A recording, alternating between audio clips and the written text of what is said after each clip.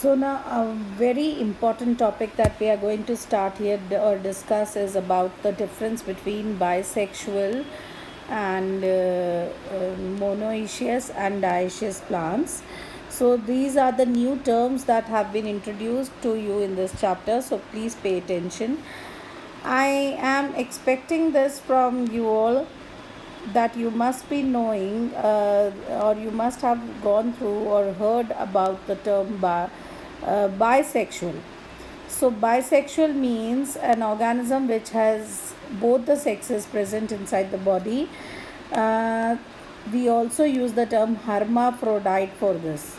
So, around 90% of plant species are bisexual and they are called perfect flowers.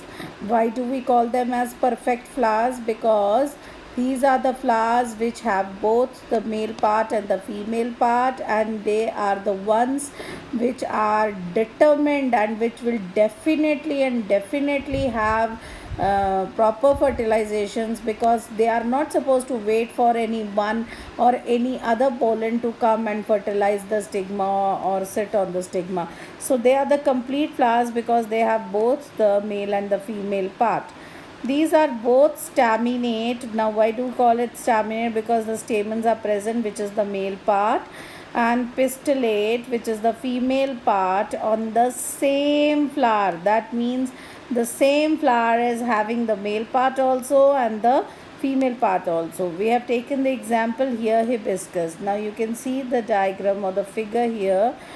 So this is the shaded portion that I have used is the male part. You can see male part is called stamen, and let me show you like this. The male part has stamen. Okay, stamen has two parts, the anther and the filament. So this bilobed structure is the anther, and this tube like structure is the filament. So both of them are called the male part of the flower, which is stamen. Then this is the female part of the flower. This whole portion is the female part of the flower. It is divided into three parts. Number one is the stigma. The second one, this is the style, the tube, and the round shaped structure is called the ovary. Okay, so this is the female part of the flower. So because why is this called the bisexual flower hibiscus? Because the same flower is having the male part also and the female part also, right? So this is called the bisexual flower. I hope this is clear. Then children, the term comes monoecious. Now as you see here, monoecious, why do we call it as monoecious? Both male and female flowers are present on same plant but not on the same flower. That means it is an imperfect flower. The flower is not perfect, it is an imperfect flower, because the flower is either male or the female, but both of them, the male flower and the female flower, both of them are present on the same plant. Okay, so this type of classification is called monoecious. The diagram, let me show you. This is a corn plant, as you see here. So this is a corn plant, and you see the upper portion here, this tassel, and they have pollen grains. So this is the male part of the cornflower, and here is the female part, the silks and the ear. This is the female flower, but the plant is same. As you see, there is only one single plant, and the same plant is having the female flower also, and it is having the male flower also. So here this is the case of monoecious. That means the male and the female flowers are present on the same plant but they are different. That means either the flower will be male or the flower will be female.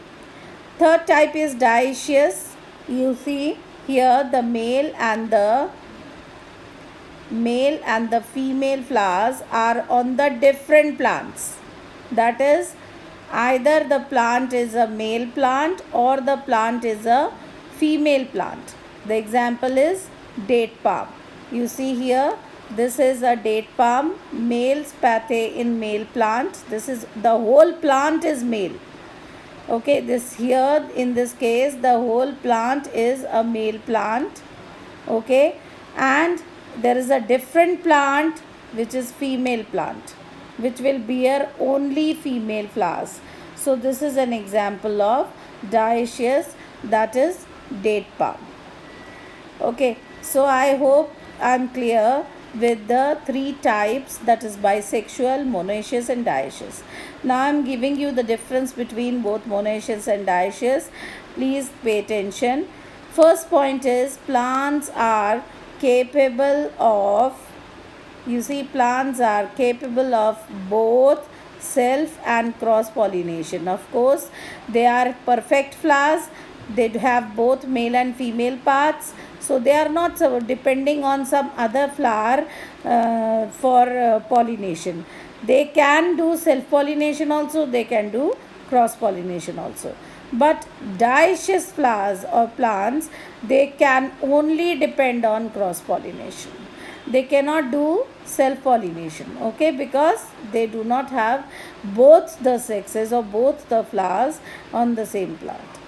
All plants are capable of seed production, as this there is female flowers. Now because monoecious flower या तो monoecious flower ऐसा है children कि the same flower is having both the sexes, or it will be a type that the plant is same but it is having both the types of flowers.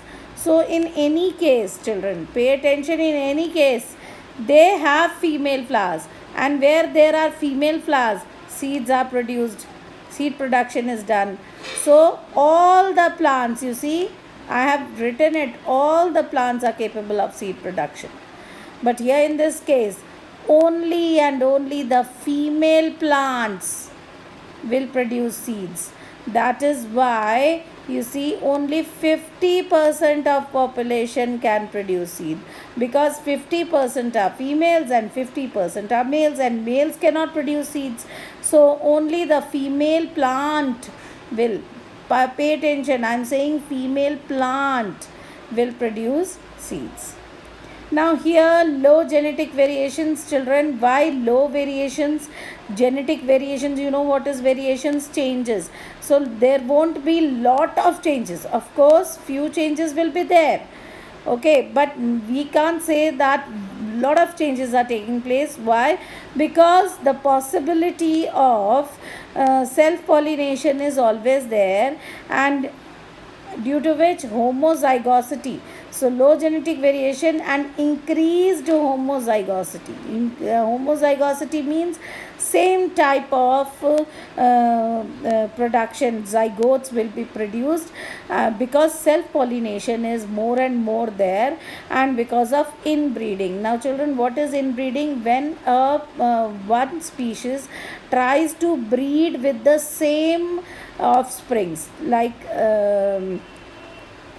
They are not, दूसरा pollen नहीं आ रहा इनके पास, अपने ही pollen से first generation में भी फर्टिलाइजेशन हुआ, फिर सेकेंड जनरेशन में भी अपने ही पॉलन से, थर्ड में भी अपने ही पॉलन से, फोर्थ में भी अपने ही पॉलन से. जब ऐसे 6-7 जनरेशन्स तक सेम पॉलन से ही अगर फर्टिलाइजेशन हो, एक inbreed, this is called inbreeding. ठीक है. So because of inbreeding or because of self-pollination, low genetic variation and homozygosity is seen. But here high genetic variation, because अपना तो है ही नहीं कुछ, they have to go for the other plant towards, they have to depend on other plant for the fertilization process or pollination process. So high genetic variation and heterozygosity is seen due to cross pollination. Next is reproductive isolation. Now what do you mean by reproductive isolation? Suppose this is a bisexual plant, and this is the only plant which is left, or this is the only flower which is left, and no other flowers are around. तो reproductive isolation भी इसका कुछ नहीं बिगाड़ सकता, because it has both male and female parts, so it can go for self pollination, and there will not be an issue. So the examples are corn and cucurbits. Okay, but here the reproductive isolation will have a great effect, because pollination will not be there. They will have to depend on some other plant or flower for pollination. So reproductive isolation will prevent pollination. Examples are date palm and papaya. So I hope this topic, bisexual, monoecious and dioecious, are now clear to all of you.